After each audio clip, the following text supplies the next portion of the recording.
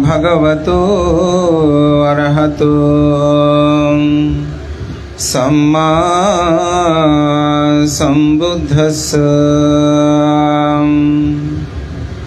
धम्मापिति सुखं सेति विपश्यन्नेन चेतसा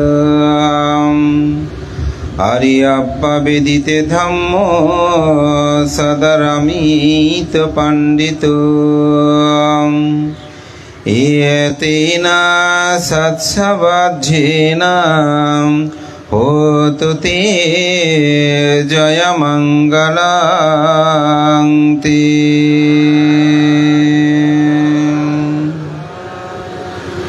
প্রয়াত সদ্যবান উপাসক বড়দুয়ারা গ্রামের এই বিশিষ্ট সদ্যপ্রাণ প্রয়াত সুধাংশু বড়ুয়ার পরিবার কর্তৃক তাদের পরপারগত জ্ঞাতিগণকে স্মরণ করে এবং মাতৃদেবী শেফালী বড়ুয়ার নিরোগ দীর্ঘজীবন কামনা করে আয়োজিত আজকের এই মহতি পূর্ণময় অষ্টপ্রহর সঙ্গদান অনুষ্ঠানের পরমারাধ্য মাননীয় সংঘপ্রধান সভাপতি আমার পরমারাধ্য মুদীয় গুরুদেব ভান্তে, প্রধান অতিথি এবং প্রধান জ্ঞাতি আশীর্বাদক ধর্মদেশক মাননীয় মহান সংঘের প্রতি বিনম্র চিত্তে শ্রদ্ধা অর্ঘ্য বন্দনা নিবেদন করছি। আপনাদের সকলের প্রতি মৈত্রী চিত্তে পুণ্যদান এবং আশীর্বাদ সুধাংশু বাবু সহ প্রয়াত যে সকল জ্ঞাতি তাদের পারলৌকিক শান্তি কামনায় পুণ্যদান করছি এবং যে নব দম্পতির মঙ্গল কামনায় বিবাহোত্তর আজকের আয়োজক সহ তাদের উত্তরোত্তর শ্রীবৃদ্ধি কামনায় পুণ্যদান করছি। ধর্মপ্রাণ প্রিয় উপাসক উপাসিকা বিন্দু, ইতিমধ্যে এই পরিবার সম্পর্কে আমাদের সমাজ গগনের একজন পরিচিত ব্যক্তিত্ব শ্রদ্ধাবান উপাসক বাবুল বড়ুয়া মহোদয়, তিনি এই পরিবারের সম্পর্কে স্বল্প সময়েই তিনি তাদের অবস্থান, তাদের বেড়ে ওঠা সম্পর্কে তিনি এখানে আলোকপাত করেছেন। আমার খুব ভালো লেগেছে এই অর্থেই, একজন সমাজের যিনি দায়িত্ব কর্তব্য পালন করেন সমাজপতি হিসাবে, তার মধ্যে যে সচেতনতার দরকার সে জিনিসটা আজকে এখানে দৃষ্ট হয়েছে বাবুর কথোপকথনের মাধ্যমে। তিনি এখানে দুটি দিক তুলে ধরেছেন, একটি হচ্ছে অর্থ আর একটা হচ্ছে শিক্ষা। এই পরিবারের অর্থের সমৃদ্ধটাকে তিনি যেমন তুলে ধরেছেন, আবার শিক্ষার যে একটা গুরুত্ব এবং এটা যে রক্ষা করা উচিত সেটাও তিনি এখানে তুলে ধরে সমাজ বিনির্মাণের যোগ্য নেতৃত্বের তিনি পরিচয় প্রদান করেছেন।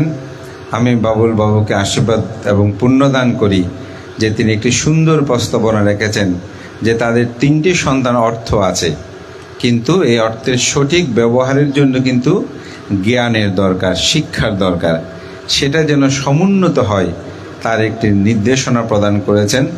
এবং আজকে আমার সাথে আসা বিশেষ করে আমার বিহারের সাধারণ সম্পাদক তরুণ সমাজকর্মী বাবু পিকুমিত্র বড়ুয়া মহোদয়, তিনিও এখানে সদ্ধর্মের কথাটা উপস্থাপনা করেছেন, যেটা আমি প্রায় সময় বলি। তো আজকের ধর্ম দেশনাটা আমি মূলত সামাজিকভাবে কিছু কথা বলবো বুদ্ধ ধর্ম দর্শনের আলোকে, যেহেতু আজকে বিবাহোত্তরের মহতি পুণ্যময় অনুষ্ঠান। আমাদের একজন বিখ্যাত বৌদ্ধ ভিক্ষু যার নাম হচ্ছে আজান ব্রাহ্মা, তার একটি বিখ্যাত গ্রন্থ আছে যে গ্রন্থটি বলা হচ্ছে হৃদয়ের দরজা খুলে দিন।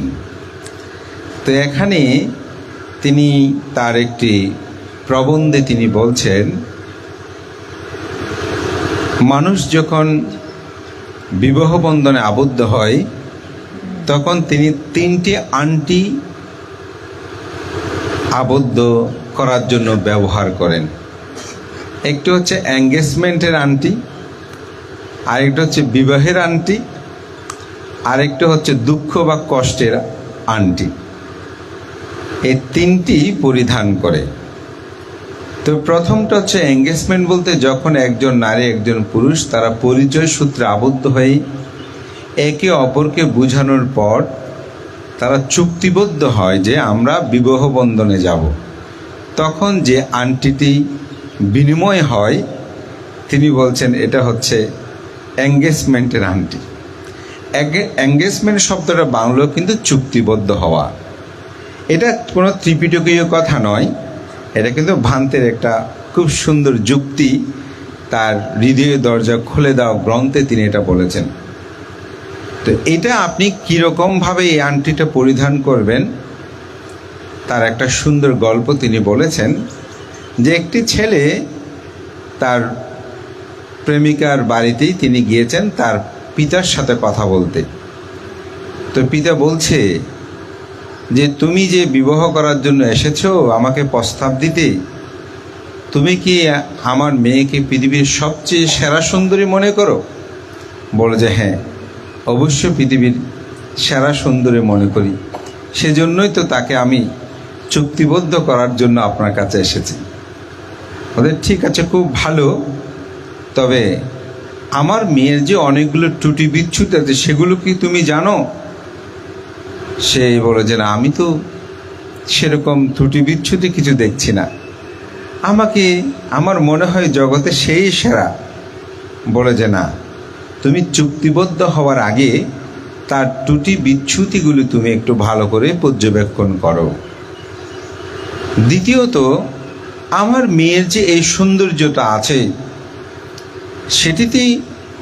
সেটা যে আরো কিছুদিন পর নাও থাকবে, সেটাও তুমি ভালো করে পর্যবেক্ষণ করো, তারপরেই তুমি চুক্তিবদ্ধ হও। যদি সেভাবে তুমি গ্রহণ করে নিতে পারো তাহলে তোমার এই এঙ্গেজমেন্টের আংটি বিনিময়টা যথার্থ হবে। তুমি আগে সেটা ভালো করে দেখো। অনুরূপভাবে এটা শুধু পুরুষ দেখবে তা না, একজন নারীকেও দেখতে হবে পুরুষ সম্পর্কে।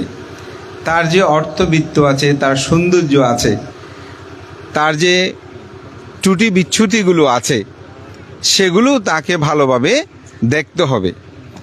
যদি সেগুলো সে ভালোভাবে না দেখে তাহলে তার এই এঙ্গেজমেন্ট বা চুক্তিবদ্ধটা যথার্থ হবে না। তুমি যে এটা মেনে নিয়ে চলতে পারো যে আমার যে পুরুষের সাথে আমি চুক্তিবদ্ধ হচ্ছি তার এক সময় অর্থ চলে যেতে পারে, তার রূপের সৌন্দর্য বিলীন হতে পারে, তার সব কিছু হারিয়ে যেতে পারে, তবু আমি তার সাথে থাকব, তবে এই এঙ্গেজমেন্টটা যথার্থ হবে, অর্থাৎ চুক্তিবদ্ধটা যথার্থ হবে। যদি সেটা না হয় তাহলে কিন্তু এই চুক্তিবদ্ধের পূর্ণতা আসবে না। দ্বিতীয় যেটা হচ্ছে সেটা হচ্ছে কি, আপনি আরেকটি সেখানে গল্প তিনি উপস্থাপনা করেছেন যে তারা দুজন একসাথে স্বামী স্ত্রী বিবাহ হওয়ার পর, যেটা আংটি বিনিময় করার পর, তারা দুজনে একসাথে এক পথে যাচ্ছে, একটু বনান্তরে পথ। তো কিছু দূর যাওয়ার পরে একটা শব্দ শোনা গেল। তো স্ত্রী বলছে এটা হাঁসের শব্দ না? বলে যে না। পুরুষে বলছে না, এটা মনে হচ্ছে একটি মুরগির শব্দ। বলছে তুমি আবার শুনে দেখো, এটা কোনো হাঁসে শব্দ দিচ্ছে। বলে যে না, এটা আমার মনে হচ্ছে মুরগি শব্দ দিচ্ছে। এই হাঁসে শব্দ দিচ্ছে আর মুরগির শব্দের দুজনের মধ্যে তর্ক শুরু হলো। এখন তর্ক শুরু হতে বলেছে একটু ভালো করে দেখো, যেহেতু বনান্তর সেখানে অনেক শুধু শব্দই শুনছে, আসলে সেটা কি হাঁস নাকি মুরগি এই বিষয়ে তারা কোনো রকমের সিদ্ধান্ত নিতে পারছে না। এটা নিয়ে দুজনের মধ্যে তর্ক বিতর্ক শুরু হলো। তর্ক বিতর্ক শুরু হতে হতে একেবারে যা তা মন্দ কথা বলতে শুরু করে দিয়েছে। বলতে তোমার চোদ্দ গোষ্ঠী জানে এটা হাঁসে কিভাবে শব্দ করে, আর উনি বলতে তোমার চোদ্দ গোষ্ঠী জানে মুরগি কিভাবে শব্দ করে, এটা বুঝতে পারছো না। এখন এই তর্ক বিতর্কে করতে করতে দেখা গেল যে এক সময় স্ত্রীর চোখ দিয়ে পানি বের হচ্ছে, অর্থাৎ কান্না করছে। সাধারণত মেয়েরা একটু আগে কান্না করে ফেলে। তখন স্বামী চিন্তা করছে এখন মুরগি আর হাঁস কার শব্দ, এই বিষয়টা নিয়ে এত চিন্তা না করে যদি এই বিষয়টাকে আমরা উপেক্ষা করি, যেটা শব্দ হোক, হাঁসের শব্দ হলো আমার কি আসে যায়, মুরগির শব্দ হলো আমাদের কি আসে যায়, কিন্তু এটা নিয়ে কেন এত তর্ক বিতর্ক করছি? তখন সে বলছে, তুমি যা বলছো তাও হতে পারে, আমি যা বলছি তাও হতে পারে, ঠিক আছে আমি তোমারটাই মেনে নিলাম। তখন এইতে স্ত্রী হাসি, তার যে চোখের অশ্রুজল মুছে গেল যে স্বামী আমার কথাটা মেনে নিয়েছে। তো এখানে গল্পের উপস্থাপক এই কথাটা বলতে চেয়েছে, হাঁস বা মুরগি যেটাই হোক, কিন্তু মূল বিষয়টা হচ্ছে আমরা একত্রিত হওয়া, অর্থাৎ আমাদের অপররা কে কি সেই বিষয়টা নিয়ে তর্ক না করে আমরা যদি নিজেদেরকে মেনে নিতে পারি, তবে সেই বিবাহের আংটি যেটা বিনিময়, এটা যথার্থ হয়। তো অনেক সংসার ভেঙে যায়, অনেকের তর্কাতর্কি হয় শুধুমাত্র এই মতাদর্শটা নিয়ে। আসলে বিষয়টা কি সেটা না, আমরা দুজনেই কিভাবে সেটা গ্রহণ করছি। তখন স্ত্রী আবার বলছে, মনে হয় তুমি যে মুরগির কথা বলেছ, মুরগিও হতে পারে। তখন দুজনের মতচিন্ত চেতনার পার্থক্য চলে আসলো, একে অপরের মধ্যে সুন্দর সেতু বন্ধনটা রচনা হলো। এটাকে বলা হয় বিবাহ আংটি বিনিময়। তো আরেকটি বিনিময় আছে, সেটা কষ্টের আংটি। সেটা কীরকম? সেটা হচ্ছে যখন স্বামীর অর্থবিত্ত চলে গেল, বিবাহ হওয়ার পর তার সৌন্দর্যতা কমে গেল, তখন স্ত্রী আর পছন্দ করে না। তখন ভাবে, কেন বিয়ে করলাম এরকম একজন মানুষকে, তিনি তো বড়ই আমার অপছন্দনীয়, তার অর্থ নাই, বৃত্ত নাই, কিছু নাই। তখন আংটিটা কিসের হয়ে যায়? কষ্টের হয়ে যায়। আবার স্বামী যখন মনে করে, ওহো আমার এই সুন্দর স্ত্রী তো এখন আগের মতো সৌন্দর্য নাই, রূপলাবণ্য নাই, আমার কথার সুবাদ্য নয়, আমার সাথে মন্দ ব্যবহার করে, খারাপ ব্যবহার করে, তার চেয়ে অনেক সুন্দর মানুষ আছে, আমি কেন তাকে বিয়ে করলাম, এরকম চিন্তা করে, তখন তার কাছে সেটা কষ্টের আংটি হয়।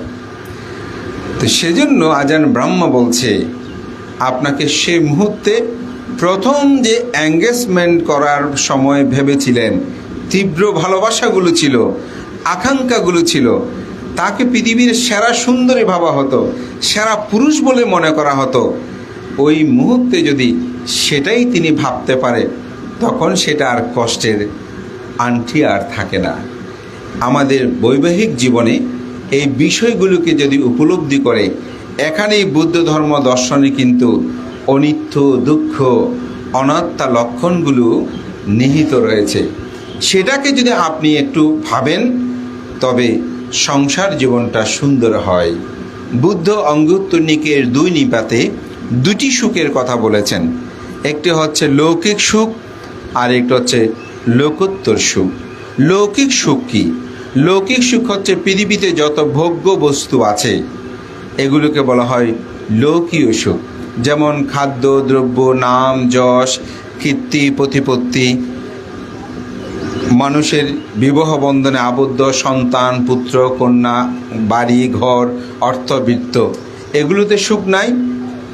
সুখ আছে। তো সুখ আছে বলেই তো বলতে শুভ বিবাহ বলছে না? এখানে সুখ আছে, কিন্তু এই সুখের পিছনে একটা দুঃখ লুকায়িত আছে। এই দুঃখটা লুকায়িত আছে বলে বুদ্ধ এটাকে সুখ বলেছেন। সুখ এটা হচ্ছে লৌকিক সুখ। যেমন আজকে আমাদেরকে এখানে অনেক উত্তম খাদ্যদ্রব্য আপনারা দান করবেন, আমরা পরিভোগ করব। পরিভোগ করার পর যদি মলমূত্র রূপে সেটা শরীর থেকে বের না হয়, তাহলে দুঃখ উৎপন্ন হয়েছে না? তাহলে এই সুখের পিছনে একটা কি আছে? দুঃখ লুকায়িত আছে। স্বামী স্ত্রী দুজনে তারা বন্ধনে আবদ্ধ হয়েছেন, 5 দিন, 10 দিন, 15 দিন, 5 বছর, 1 বছর পর একটু হলো মনোমালিন্য হবে না? ঝগড়া বিভেদ হবে না? তাহলে সুখটা দুঃখে পরিণত হচ্ছে না? যদি নাও হয়, একদিন তো ছেড়ে চলে যেতে হবে, একজন একজনকে কিন্তু একদিন ছাড়তে হবে, তখন দুঃখ উৎপন্ন হবে না? তাহলে লৌকিক যে সুখ, এটার পিছনে একটা কি আছে? দুঃখ লুকায়িত আছে। একটি সুন্দর বাড়ি তৈরি করেছেন, এগুলো ছেড়ে যেতে হবে না? আমাদের শেফালিকা উপাসিকা তিনি অনেক কষ্ট করেছেন, অনেক বুদ্ধিমত্তা দিয়ে ছেলেদের মেয়েদেরকে আজকে তিনি মানুষ করেছেন। তিনি এই সুখ দেখছে, আনন্দিত, কিন্তু এই সুখ ছেড়ে ওনাকে যেতে হবে না? যেতে হবে। তাহলে এই সুখের পিছনে কি আছে?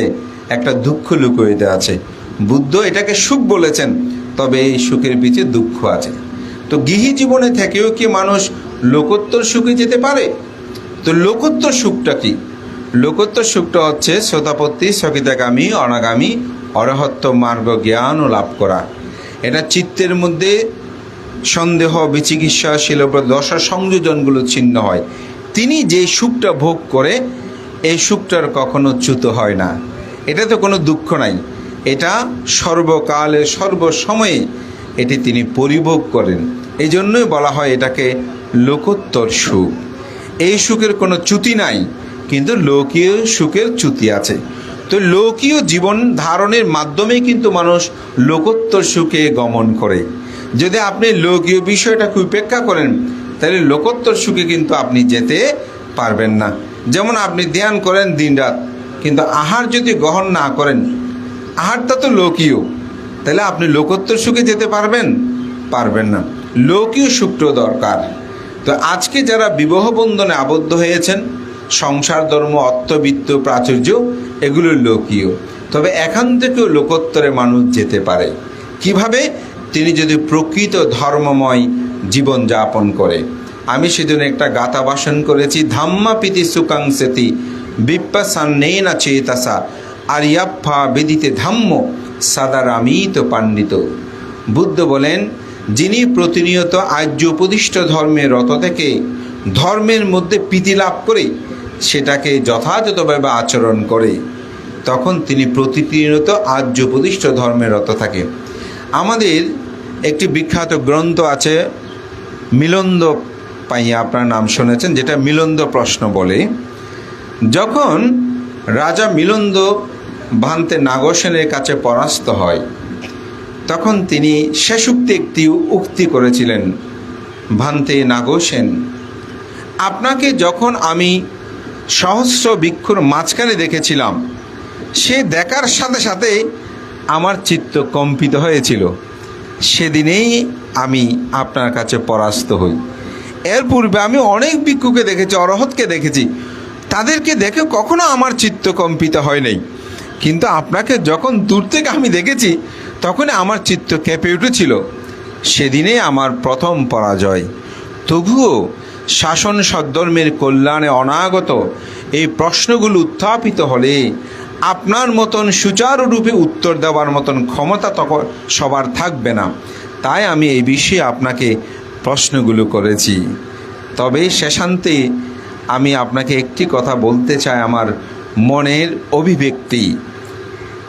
একজন একটি বাঘকে সোনার কাছায় বন্দি করে রাখলেও তার মুখ রয়েছে বহির্মুখী।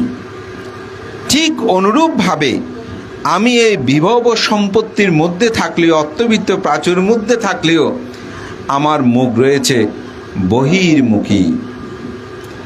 এই উক্তিটা কিন্তু অসাধারণ একটা বিষয়।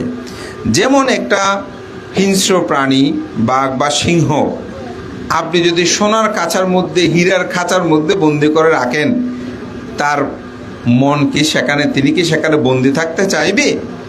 তার মুখ থাকবে বহির্মুখী, কখন আমি এই সোনার হীরার খাঁচার থেকে বাহিরে যাব। বলে ঠিক অনুরূপভাবে আমি রাজা হলেও, আমার বিত্ত বৈভব থাকলেও আমার মন রয়েছে বহির্মুখী, আমি কখন এগুলো ছেড়ে চলে যাব। এবং রাজা মিলন্দ তিনি ছেড়ে গিয়েছিলেন এবং তিনি পরবর্তীতে আত্মসাধনে নিমগ্ন হয়ে অরহত্ব মার্গ জ্ঞানেই উপনীত হয়েছিলেন। ধর্মপ্রাণ প্রিয় উপাসক উপাসিকাবৃন্দ, আমি এটা বলছি যে আজকে যারা সংসার বন্ধনে আবদ্ধ হয়েছেন, তারা সংসারে থাকলেও তাদের চিন্তা চেতনায় যেন বহির্মুখী থাকে। এটা একটা আমাদের গ্রাম্য কথা আছে, সেটা হচ্ছে ব্যাঙ মাছ সে কাদাতে থাকে, কাদাতে বাস করে, কিন্তু তার গায়ে কাদা লাগে না। এটা কথা আছে, শুদ্ধ ভাষা বলতে, পঙ্কজ রহিব পঙ্কজ থাকিব, পঙ্কজ না লাগিবে গায়ে। পদ্মফুল দেখেন পানিতে থাকে, যতই পানি হোক ডুবে যায় না, সে ভাসমান থাকে। তাই সংসার ধর্মের মধ্যেও যারা আবদ্ধ থাকলেও সেখানে ব্যাঙ মাছের মতো, পদ্ম ফুলের মতো ময়লা পাপ আবদ্ধে না হয়ে শীলময় জীবন যাপন করে, পঞ্চশীল প্রতিপালন করে, শীল সমাধি প্রজ্ঞার অনুশীলন করে এবং প্রতি মাসে 4টি অষ্টম অমাবস্যা পূর্ণিমায় অষ্টাঙ্গ উপশতশীল প্রতিপালন করে পিতার প্রতি মাতার প্রতি দায়িত্ব কর্তব্যবোধগুলো যথাযথভাবে প্রতিপালন করে, তাদের জীবনগুলো সুন্দর হয়, তারা নির্বাণমুখী হয়। বুদ্ধের সময়কালে আমরা অনাথ পেরিক শ্রেষ্ঠী বিশাখা, তাদের মল্লিকা দেবী, তাদের জীবনগুলো দেখলে বোঝা যায় তারা গৃহী জীবনে থেকেও মুক্তি লাভ করে নেই, অবশ্যই করেছে। সেজন্য ধর্মময় জীবন যাপন হোক। আমি মহান সংঘকে বন্দনা জানাই। আজকের যে এই সুন্দর আয়োজনে আমাকে আহ্বান করেছেন তার জন্য কৃতজ্ঞতা জানাচ্ছি। আমি শুধু মাত্র এইটুকুই বলছি, সংসার জীবনগুলো যেন সুখময় করতে হলে আমরা যেন অবশ্যই আমাদের জীবনকে ধর্মময় জীবন যাপন করি এবং শিলময়। যে এখানে আজকে ওনার যে মাতৃদেবীর কথা এখানে উঠে এসেছে, আমি মনে করি তার আদর্শময় জীবনাচরণ আজকে তার সন্তানগণকে সেভাবে প্রতিষ্ঠা করতে সক্ষম হয়েছেন। তাই উপাসিকার নিরোগ দীর্ঘ জীবন কামনা করি এবং পরিশেষান্তে বলবো, জগতে 5টি অচিন্তনীয় গুণ আছে, তার মধ্যে একটি গুণ হচ্ছে মাতা পিতার গুণ। তো পিতা বেছে নেই, সে মাকে শ্রদ্ধা সম্মান গৌরব করবেন, কোনো কারণেই যেন মা কষ্ট না পায়। আমি পিতৃপূজার কথা বললে শ্রদ্ধেয় বনমান্তে একটা উদাহরণ আমি প্রায় সময় দিই। একজন সন্তান গিয়ে ভান্তের কাছে আশীর্বাদ প্রার্থনা করছেন, তো ভান্তে বলছে, তুমি ব্রহ্মা দেখেছ? সে চুপ করে আছে। ব্রহ্মলোকেই তো ব্রহ্মা থাকে, কোথায় দেখবে? বলে, তোমার বাবা মা বেঁচে আছে? ভান্তে, আমার বাবা বেঁচে নেই, মা বেঁচে আছেন। বোঝো, বলো ব্রহ্মা দেখেছি। যাও বাড়িতে গিয়ে সে ব্রহ্মার পূজা করো, আশীর্বাদ হয়ে যাবে। তো আসলে সত্যি পিতামাতা আমাদের পরম হিতৈষী কল্যাণ মিত্র।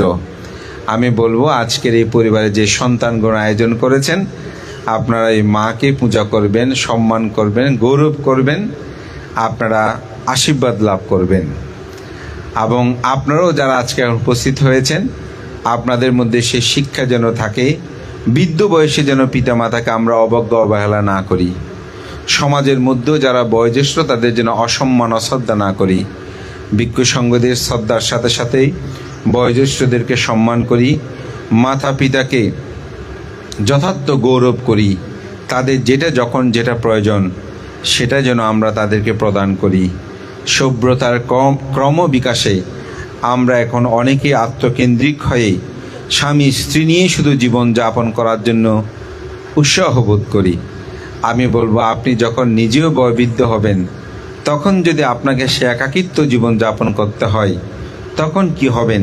এটা একটু উপলব্ধি করলেই আপনি বুঝতে পারবেন আপনার পিতামাতার প্রতি দায়িত্ব কর্তব্যবোধটা কী।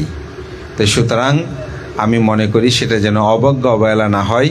শুধু সঙ্গদান করলাম, অনেক বড় সাধককে অনেক কিছু দিলাম, কুটির নির্মাণ করলাম, করলাম, কিন্তু নিজের ঘরে যে ব্রহ্মা আছে, যার আশীর্বাদ লাভের জন্য সুযোগ আছে, তাকে যদি অবজ্ঞা অবহেলা করি, তাহলে আমার মনে হয় পুণ্যতা জীবনে আসবে না। আপনি সাধক অমুক আমাদেরকে দান করলেন, সেটা পুণ্য হবে ঠিক, কিন্তু প্রকৃত যে পিতামাতা তাদের যে দায়িত্ব কর্তব্য, সেটা যদি পরিপূর্ণতা না করেন, আপনার জীবনে সে ফল যথার্থ ভোগ করতে পারবেন না। সবার কাছেই এই আহ্বান জানিয়ে আজকের ব্রতীগণকে আমি একটু একেবারে বলা যেতে সাধারণ যে কথা, একটা সংসার বন্ধন জীবনে যেটা আমাদের থাকা দরকার, সেই উপমাগুলো আমি এখানে মাত্র উপস্থাপনা করেছি। আশাগুলো সেগুলো হৃদয়ে ধারণ করে আপনাদের এই সংসার যাত্রা নির্বাণমুখী হবে, ধর্মময় জীবন যাপন হবে, এই প্রত্যয় ব্যক্ত করে মহান সংঘকে বন্দনা জানিয়ে আজকে অনেক প্রাণীর জীবন হরণ হবে, সেই প্রাণীর প্রতি আমরা পুণ্য দান করছি, তারা এই পুণ্য লাভ করে যেন আর কখনো পশুকুল উৎপন্ন না হয়, পুণ্যের কাছে সে প্রার্থনা করি, তাদেরকেও পুণ্য দান করি। যেহেতু আমরা জগতের সকল প্রাণীর সুখ কামনা করি, আজকে আমরা সেই পুণ্যরাশি দান করি, আপনাদের উত্তরোত্তর শ্রীবৃদ্ধি কামনা করে প্রয়াত সুধাংশু বাবু সহ যেসব জ্ঞাতি প্রয়াত হয়েছেন তাদের উত্থগতি কামনা করে শ্রদ্ধাবতী উপাসিকা শেফালী বড়ুয়া সহ পরিবারের সকলে উত্তর শ্রীবৃদ্ধি কামনা করে গ্রামবাসীর প্রতিও ধন্যবাদ কৃতজ্ঞতা জানিয়ে উপস্থিত সকলের শুভ কামনা করে পুণ্যদান করছি। আপনার সাধুবাদ দিয়ে তা অনুমোদন করুন।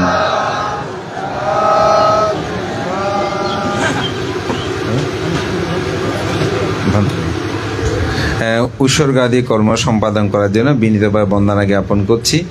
আজকের অনুষ্ঠানের সুযোগ্য প্রধান অতিথি পরম শ্রদ্ধেয় আমার কর্মবাচা আচার্য ভদন্ত লোকপ্রিয় মহাতের মহোদয়। প্রত্যেকের নামত আচ্ছা বলুন।